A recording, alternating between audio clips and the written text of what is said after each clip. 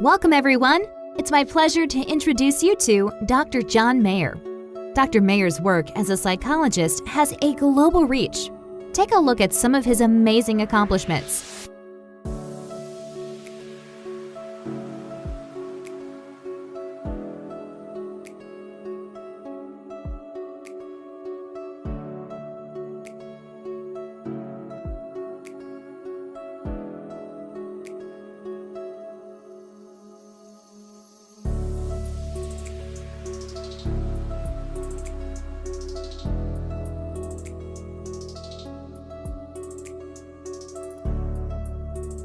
This is the go-to person when you have emotional problems. Someone to listen to and learn from. Now, here's Dr. Mayer. Thank you for that kind introduction. Now let me get started. Episode 7, Anxiety's a Bitch. Changing gears, kids and anxiety.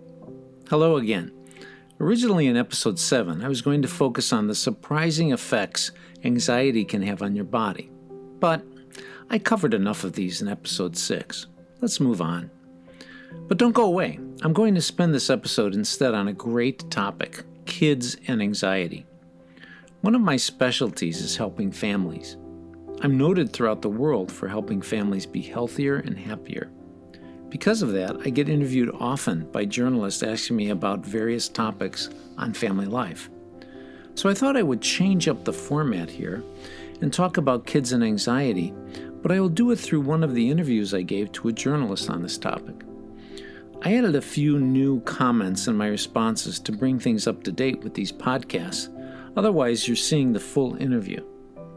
Just a side note, when journalists interview, it is often quite extensive, and they take down all this information, and then you are quoted in their article as saying one line like, Dr. Mayer, a noted psychologist, said, "Yup, that's a problem."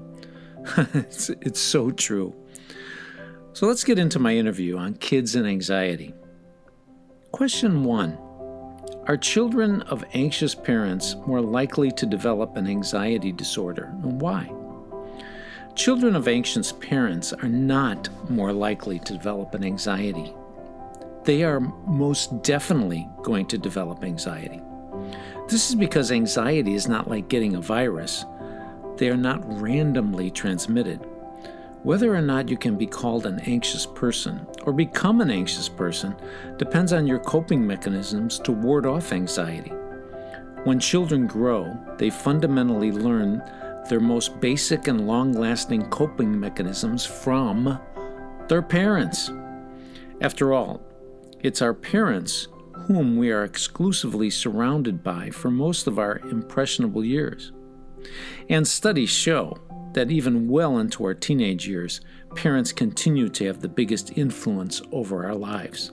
Sorry, all you peer pressure fans. If you grow up with anxious parents, by definition, they are modeling inadequate coping mechanisms, and therefore, you will grow up with inadequate coping mechanisms, and you will be very susceptible to anxiety. Question 2. How can parents help their kids from developing anxiety? Parents should first realize that experiencing anxiety at some time in your life is a part of being human. You cannot completely prevent your kids from developing it, but you can prevent them from being overwhelmed by anxiety. The keys to helping your kids both from developing anxiety and to lessen existing anxieties are modeling and teaching. Modeling is a key. As I mentioned in my response to the first question, if your children see you handling anxiety poorly, then it's all but guaranteed that they will copy how you deal with anxiety and approach daily living. And anxious parents approach the world with fear, insecurity, and low confidence. I've often told parents in the community lectures I give that a big part of parenting is an act. Shh, don't tell your kids that, it's our secret. Even if you are an anxious person, try and model effective coping mechanisms in front of your children. Follow the principles I'm laying out in these podcasts. Fall apart behind your bedroom door, for God's sake, but be strong in front of your kids. Now, some parents may think this is being dishonest to hide your distress. Guess what? You're wrong. Burdening your kids with your troubles is extremely anxiety-provoking for them. Now, if they suffer from anxiety, it's good to let them know that you have had, notice the past tense, anxiety in the past. This is comforting to them so that they don't feel that they are alone and this is only happening to them. But don't cross that fine line into using them as your therapist or confidant. Teaching is another key. Teach them how to cope with anxiety. Show them what works for you and what I've been teaching you in these podcasts. Give them specific problem-solving techniques. This is all done by open and frequent communication between you and they. Question 3. What are some of the things parents can do to keep their own anxiety in check when they're interacting with their child? I want to share 3 powerful techniques that parents can employ to keep their anxiety in check as they interface with their children. Mindfulness, meditation, and role-playing, or acting as I've been calling it here. Mindfulness. In this situation means that you are keenly aware of how you are reacting to anxiety, and in turn how your reactions are being interpreted by your children. This will help you model better coping mechanisms. Meditation is a great cleanser to discharge anxiety prior to being in the presence of your children. Do a meditation exercise to reset yourself before being with your kids. This works great. Finally, role-playing or acting. I really only want to keep calling this acting, but I fear some people may take that I am advocating parents not to be authentic in front of their kids. That's not the case. My highest values in parenting are to be honest and genuine, but there are times when you have to go beyond your limitations for your kids. And to do this, you may have to role play or act like someone stronger or better at coping than you normally are. Guess what? There's nothing wrong with this in the service of making our kids better people. Question 4. How should parents talk to their kids about their own anxiety?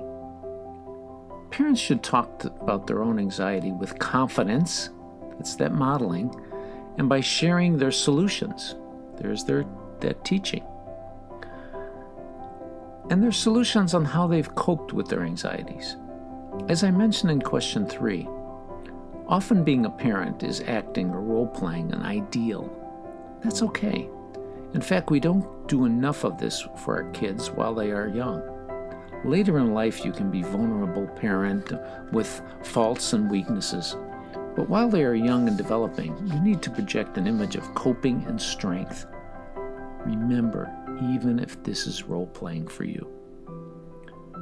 Well, that was the interview.